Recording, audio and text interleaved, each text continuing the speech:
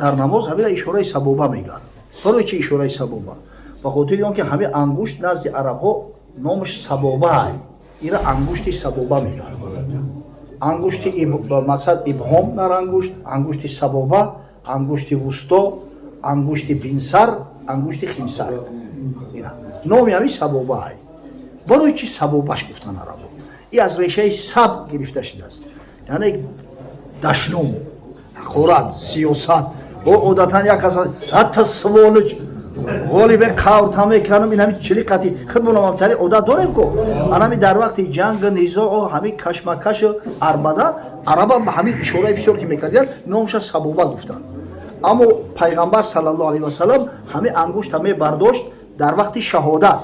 ашҳаду ан ла илаҳа илlalloh, гувоҳӣ метавам ки аллоҳ якав ягона ҳай, ягонагии худои таолора. ай ҳамин хотир баъди ислом дига ира ангушти сабоба не бештар ангушти шаҳодат гуфтанд. оли худ мегӯянд ки ангушти шаҳодат ин ҳамин ангушта. хуб дар масъалаи дар намоз дар атаҳиёт вақте ки ишора мекунанд оё ҳамин ягон асл дора надора? акмо мақсад мазҳаби дигар кор надорем. ба мазҳаби имоми аъзам абу ҳанифа оё дар мазҳаби мо ҳамин ягон асл дора надора? албатта дора.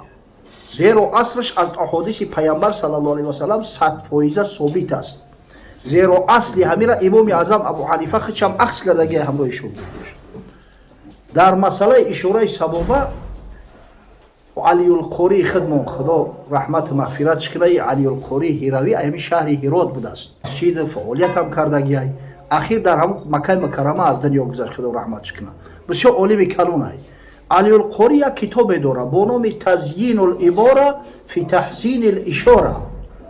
ибораҳои зебову зинат дода шуда дар масъалаи ангушти ишорат, дар масъалаи ишора кардан дар мақсад ба ҳамин ангушти шаҳодат. 36 ҳадис дар ҳамуҷа ривоят кардааст, алиюлқори овардааст аз муҳаддисои худмон, аз ҳамин имом муслим шурӯъ кардагӣ 36 ҳадис овардааст, ҳама ба исноди саҳеҳ собитай дар масъалае ки пайғамбари худо саллаллоҳу алайҳи васалам ашора би исбаъи, ба ангушташ ишора мекард. тариқҳои ишорат ҳақиқатан ҳар хел омадагиай. бо шумо гуфтеку баъзе тариқае омадааст ки меҷумон, баъзе тариқае омадааст ки мақсад ки намеҷумон, баъзе тариқаеш омадааст ки рост меқапид беистод аз ибтидои атаҳиёт то охирша. чизе ки дар мазҳаби мо қабул шудааст, чизе ки имоми аъзам абу ҳанифаву имом абу юсуфу имом муҳаммаду муҷтаҳидои мазҳаби мо қабул кардааст. ривояти ҳазрати абдуллоҳ ибни зубайр аст дар санани абу довуд. кона набӣ саллаллоҳу алайҳи васалам идо даъо ав идо ташаҳҳада ашора би исбаъиҳи вало юҳаррикуҳо вало юҷовизу басараҳу минҳо. пайғамбари худо саллаллоҳу алайҳи васалам вақте мега ки атаҳиёт мехонд ба ҳамин ангушти шаҳодаташ ишора мекард, ҳаракаташ намедод, намеҷумондаш. вақте ки ҳамира мебардошт чашмш қатирам ҳамира нигаҳ мекардааст. о дар вақти қаъда шиштан одатан пеши синара нигаҳ мекунанд, пеши синара ита нигаҳ мекунанд. аммо вақте ки ҳазрат ҳамин ишора мекард мега чашмш қатирам ҳамин ангуштша нигаҳ мекард, намеҷумондаш. вало юҷовизу басараҳу минҳо. аз ҳамин хотир мо ҳамин ривоята қабул кардагем. дар ривояти мо суннат ҳамин ишора кардан асту ҷумбунданаш суннат нистай. хуб баъдан назди баъзиҳо масалан аз ибтидои атаҳиёт мебардоранд то охирша. аммо дар мазҳаби имоми аъзам абу ҳанифа чизе ки фуқаҳои муҳтараму муҷтаҳидо мақсад собит кардиянд ҳамин аст ки мега ки дар вақти нафӣ мебардориш, дар вақти исбот бо мемониш. нафӣ яъне ки ҳамун ашҳаду ан ло, ҳамун ло нафъай, ло нест, гувоҳӣ метавам ки нест аллоҳе, гувоҳӣ метавам ки нест худое, ҳеҷ маъбуде нест. ҳамин ҳолада мебардорӣ. чаро? зеро ки ту ба забонат мегӯӣ ки ҳеҷ худое нест, аммо ба ангушт мегӯӣ ки магар аллоҳ, аллоҳ ҳаст. мақсад ин ишора ки аммо аллоҳи ягона ҳастай. аммо дар вақти иллаллоҳ дига эҳтиёҷ ба ин намемонад. ба забонат гуфтаести ки магар аллоҳ, ҳеҷ маъбуде нест, ҳеҷ худое нест магар аллоҳ. ҳамин хотир ҳамин магар аллоҳа ки гуфти илаллоҳ ҳамира мефурори дига ҳоҷат ба бардоштан манъ карданаш нестай. در کتاب‌های فقهی متاسفانه آخه بعضی ملای متعصب داریم سوادشون هم کفایه نیست.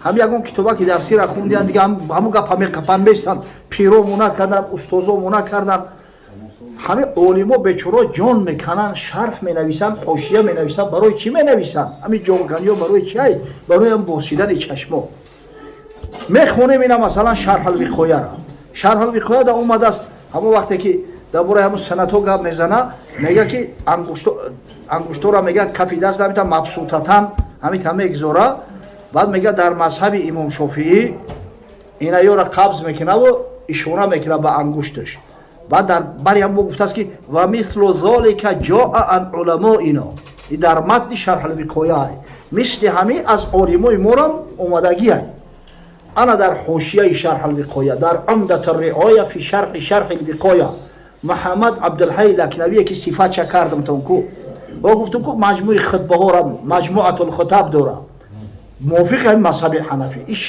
شیخ الهند یک اگه دقل شوام حنفی کروک بود با وجود یا که به درجه اجتهاد میگن مردم رسیده است تا آخر حیات از تقلید رو نتفته تقلیدی مذهب امام اعظم ابو حنیفه را ترک نکرد از حضرت به نهایت شخصیتی بزرگ است اگر چنده که عمرش زیاد نبود همین تخمین 40 چند سال عمر دیدگی است اما باور کنه روی خطی همون رساله‌اش هم میخونی در تعجب بمونی زیاده از 100 تا کتاب رساله از خودش باقی مونده است همین بیچاره در شرح الوقایه یک حاشیه بسیار زیبا و بزرگ نوشته است اینا مثلا در شرح الوقایه یک حدیث میآید میگه پیغمبر گفته است صاحب شرح الوقایه نمیگه دگجا گفته است حکم حدیث چیه وقتی که گپ زدی با دلیل میپرسم کو این حدیث تا کجا گفته استی نمیشه بگویی که ای شرح الوقایه گفته است اگر ما حدیث باشه ای بچه بگه شرح الوقایه کتاب فقهی است مودم که تا حدیث میگوی پیغمبر گفته است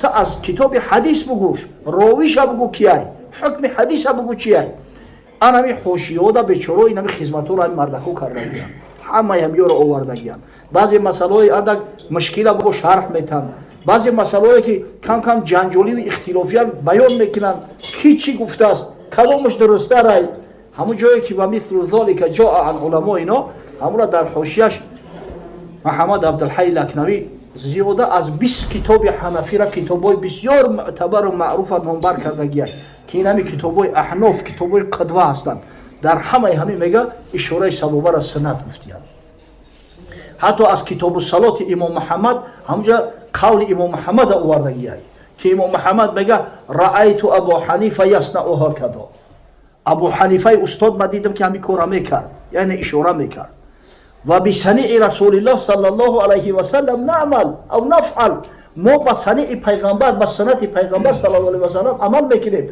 و همین قول امام محمد است امام محمد که شاگرداش مذهب حنفی را به همین منطقه و تریتوریای ما آوردند امام محمد که اون شاگردش شیخ ابو حفص کبیر بخاری مذهب حنفی را در ماوراءالنهر رو آورد انتشار داد امام محمد که شاگردش خلف ایوب مذهب حنفی را در این منطقه گرگان و اینم یک قسم ایران و ترکمنستان همین تریتوریای سرخ زبیجاده انتشار داده است امام محمد که شاگردش ابو جعفر هندوانی مذهب حنفی را در بلخ او طرف تا پنجاب هندوستان انتشار داده است اوی مردکا خدمت کردگی در مذهب در دین همون حضرت میگه و بسنیع رسول الله صلی الله علیه و سلم نفعل ما با سنت پیامبر صلی الله علیه و سلم عمل میکنیم و این سه امام بزرگ مذهب سه امام بزرگ ائمه ثلاثه امام اعظم ابو حنیفه امام ابو یوسف امام محمد هر سهش میکردند این چی جهالت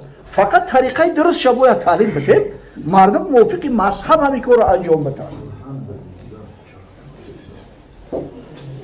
خداوند بزرگ با سنت پیامبر صلی الله علیه و سلم و با مذهب زیبا و بزرگ امام اعظم ابو حنیفه رحمه الله مقید بدن برام نصیب روزی بدن آمین یا رب العالمین